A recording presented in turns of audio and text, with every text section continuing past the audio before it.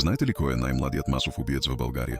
25 декември 1974 година, студентски град София.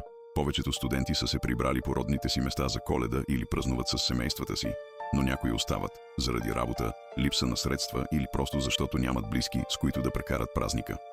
В тази празнична нощ общежитието е почти празно.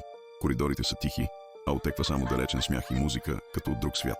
На няколко километра оттам, в обикновен апартамент в София, 17-годишен ученик прекарва вечерта сам. Родителите му са заети, семейството му няма празнични традиции, а приятели за компания няма.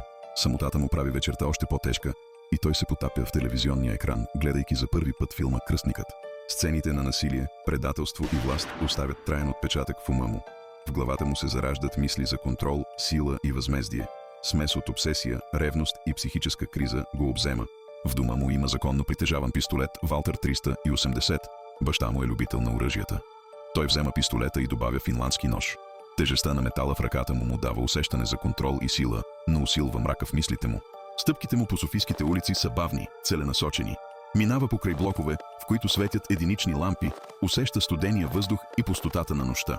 В студентското общежитие влиза тихо. Коридорите са почти празни, но стъпките му отекват. В стаите хората празнуват, някои играят карти, други се смеят, никой не подозира какво предстои.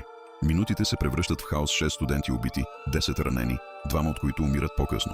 Паника, крясъци, опити за бягство. Някои се крият под леглата, други заключват врати, треперят и се молят да оцелеят. Страхът изпълва коридорите като тежка невидима стена.